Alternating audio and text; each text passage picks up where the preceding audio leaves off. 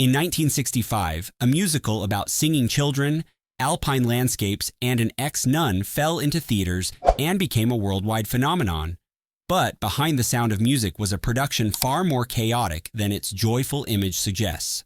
From filming conditions that pushed the cast to their limits to creative decisions that nearly reshaped the story, this beloved classic was almost a very different movie. Hidden beneath the songs everyone knows are moments of tension, compromise, and choices that studios quietly worried about. Stick around because some of these facts will completely change how you see the sound of music. Number 1. The Hills Are Alive. That opening shot wasn't just difficult, it was dangerous.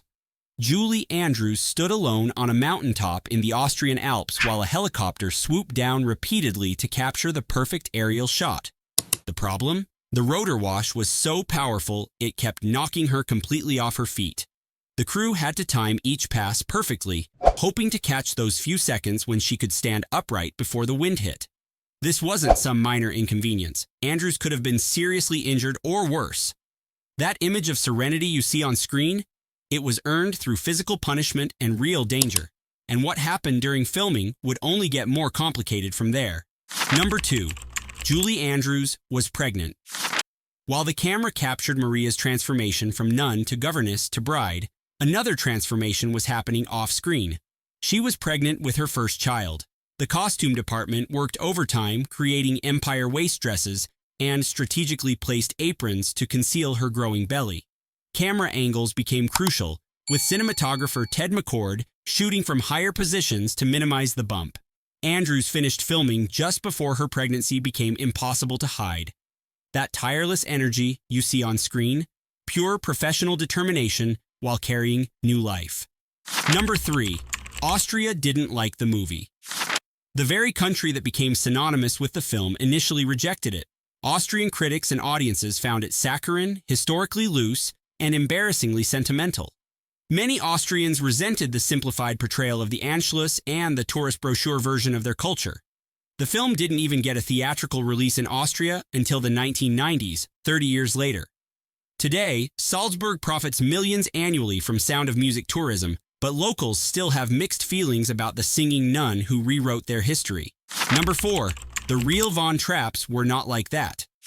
Julie Andrews played Maria as a sunny, spontaneous, free spirit who won over the children with kindness and music. The real Maria Von Trapp was nothing like that. By multiple accounts, including from her own stepchildren, Maria was strict, authoritative, and temperamental. The real Maria was a novice nun assigned to tutor one sick child, not a governess for 7. When she married Georg von Trapp, it wasn't the romantic love story the film depicts. Maria later admitted she married the position more than the man. The children didn't immediately embrace her. Several of them struggled with this stern woman who replaced their deceased mother and ruled with a firm hand. The singing? That was real, but it was structured practice, not playful spontaneity. Maria ran the family like a drill sergeant preparing for performance, which makes sense given they became a professional touring act. Number 5. Christopher Plummer hated the film. Christopher Plummer famously called the movie The Sound of Mucus and spent decades publicly trashing it. He found the tone unbearably sentimental, the dialogue cringeworthy, and his character one-dimensional. During filming, he'd allegedly drink between takes just to get through the day. He felt the role was beneath him, a wooden, humorless stick figure who existed only to fall in love and learn to smile. But here's the twist. Plummer later admitted the film gave him lifelong recognition and financial security. In his final years, he softened his stance, acknowledging that millions of people loved it and that his bitterness was perhaps misplaced. Still, for most of his career, he couldn't stand being known as Captain Von Trapp. The irony? It became his most famous role, the one everyone remembers, whether he liked it or not. Number 6. Plummer didn't sing most of his songs. Here's a secret the film tried to hide. Christopher Plummer wasn't really singing. Many of Captain Von Trapp's singing parts were dubbed by professional singer Bill Lee, who also dubbed John Kerr in South Pacific and other actors in classic musicals. Plummer's voice was subtly mixed in occasionally, but the bulk of those smooth romantic vocals? Not him. Plummer could sing adequately, but the studio wanted perfection. Bill Lee's voice was technically superior, especially for the soaring notes in Edelweiss and the harmonies in group numbers. For decades, audiences had no idea they were hearing a ghost singer. When the truth finally came out, it added another layer to Plummer's resentment of the film. He wasn't even allowed to fully perform his own role. Number 7. The children were nearly recast. Child actors grow fast. Really fast. And when you're filming a movie over several months, that becomes a massive problem. Several of the child actors playing the Von Trapp children were literally growing out of their costumes during production. Some were hitting growth spurts, their voices changing, their faces maturing visibly between the first scenes and the last. Filmmakers had to rush certain sequences before the kids' appearances changed too drastically. The production schedule became a race against puberty. Costume departments worked overtime, letting out hems and waistlines. Camera tricks were deployed to hide height differences. Some scenes shot early in production don't quite match later scenes if you look closely. The kids genuinely look different because months had passed. Number 8. The famous bike scene was a nightmare. That charming bicycle scene where Maria and the children ride through Salzburg, singing and laughing. It was a logistical nightmare. The terrain was uneven, the streets were crowded with traffic, and the child actors weren't all skilled cyclists. Several takes ended in crashes, near collisions, and kids wobbling dangerously close to real vehicles. The production had to shut down actual city streets, coordinate with local police, and pray none of the children got hurt. Julie Andrews was riding while singing, trying to keep 7 kids in frame, avoid pedestrians, and hit her marks, all while maintaining that effortless, carefree expression.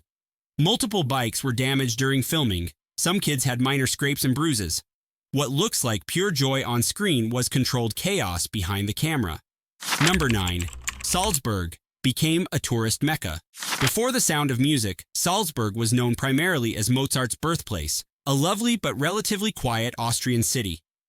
After 1965, everything changed. The film turned Salzburg into a global tourist destination, with millions of visitors arriving specifically to see the locations from the movie. Today, Salzburg's economy relies heavily on sound of music tourism. There are dedicated bus tours, walking tours, bicycle tours, all retracing the film's locations. The Mirabell Gardens, Nonnberg Abbey, the Von Trapp Villa, these places are swarmed year-round by tourists recreating scenes and singing songs. Local businesses have built entire industries around the movie. It's both a blessing and a curse for residents who never particularly loved the film in the first place. Number 10. The puppet scene almost didn't exist.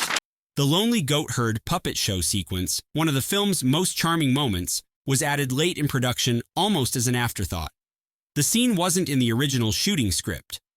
Filmmakers worried the movie lacked a standout visual number in the second act, something colorful and whimsical to break up the darker political tension. The elaborate marionettes were custom-built, the choreography carefully planned to sync with the music, and the scene was inserted during post-production planning. It could have been cut for time or budget. Instead, it became one of the film's most beloved sequences, endlessly referenced and parodied. A last-minute addition saved by pure creative instinct. Number 11. The youngest Von Trapp is a legend. Kim Karath played Gretel, the youngest Von Trapp child, and she was only 5 years old during filming.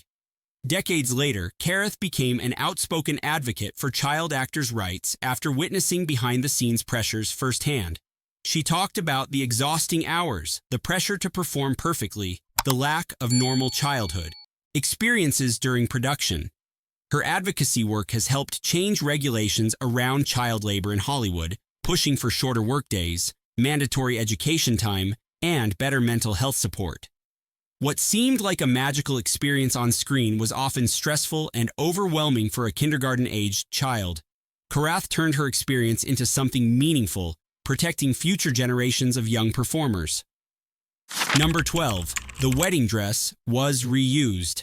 Maria's stunning wedding gown, one of cinema's most iconic dresses, was actually recycled from another studio production to save money. Costume designer Dorothy Jeekins repurposed an existing dress, altered it, added details, and transformed it into something that looked custom-made for Julie Andrews. This was common practice in old Hollywood. Studios maintained massive costume archives, constantly reusing and altering garments across different films. What's remarkable is that a recycled dress became so legendary that brides still reference it today when planning their own weddings. Sometimes the best movie magic comes from clever resourcefulness, not unlimited budgets. Number 13. Nazis were played by locals. Many of the extras playing Nazi soldiers and officers were actual Austrians whose families had lived through the Anschluss, the Nazi annexation of Austria, in 1938. Some of these extras had parents or grandparents who experienced that era firsthand, either as victims, resistors, or, in some cases, supporters. This added quiet, complicated tension to the set. For these extras, putting on Nazi uniforms wasn't just acting, it was confronting real family history, real trauma, real moral complexity. Some found it cathartic, others found it deeply uncomfortable. The film presents a simplified, heroic narrative, but the people wearing those costumes carried the weight of actual history that was far messier and more painful than any movie could capture. Number 14. It was almost a box office disaster. When The Sound of Music first premiered, critics were mixed at best. Many dismissed it as old-fashioned, overly sentimental, and out of touch with the edgier, more cynical films emerging in the mid-1960s. Some reviewers predicted it would flop, calling it a relic of a dying genre. The studio was nervous. They'd invested heavily, and early reactions weren't promising. Then audiences showed up, and kept showing up. Word of mouth exploded. Families returned multiple times. The film played in theaters for years, not months. What critics called outdated, audiences called timeless. It became a runaway phenomenon, proving that sometimes the public's taste diverges completely from critical consensus. The disaster became one of the most successful films ever made. Number 15. It saved 20th Century Fox. The Sound of Music didn't just succeed, it literally saved 20th Century Fox from financial collapse. The studio had hemorrhaged money on expensive flops, most notably Cleopatra in 1963, which nearly bankrupted them. They needed a massive hit, and they needed it fast. The Sound of Music delivered. It became the highest-grossing film of 1965 and held that position for years. The profits stabilized Fox's finances, allowed them to continue operating, and proved that big-budget musicals could still work if done right. Without this film's success, 20th Century Fox might not have survived the 1960s. One movie about singing nuns and Nazis literally rescued an entire studio. Number 16. The Final Escape is Fiction. That dramatic finale where the Von Trapp family hikes over the Alps to escape the Nazis, completely made up. In reality, the Von Trapps escaped by simply taking a train to Italy. No mountain climbing, no close calls with Nazi patrols, no breathless race to freedom through Alpine passages. They left Austria legally and openly. Georg von Trapp had Italian citizenship, so the family traveled without suspicion. The real escape was bureaucratic and boring, not cinematic at all. Hollywood needed drama, so they invented the mountain escape. It's thrilling to watch, but historically absurd. If the real Von Trapps had climbed those mountains from Salzburg, they would have ended up in Germany, directly into Nazi territory. Geography wasn't Hollywood's strong suit. Number 17. Julie Andrews sang live. Unlike many musicals of the era where actors lip-synced to pre-recorded tracks, Julie Andrews recorded most of her songs live on set. This was extremely rare and incredibly difficult. She had to deliver perfect vocal performances while acting, hitting marks, coordinating with other actors, and dealing with outdoor elements. Live singing gave her performances emotional authenticity that you can hear in every note. There's a rawness, a presence, an immediacy that pre-recorded tracks can't match.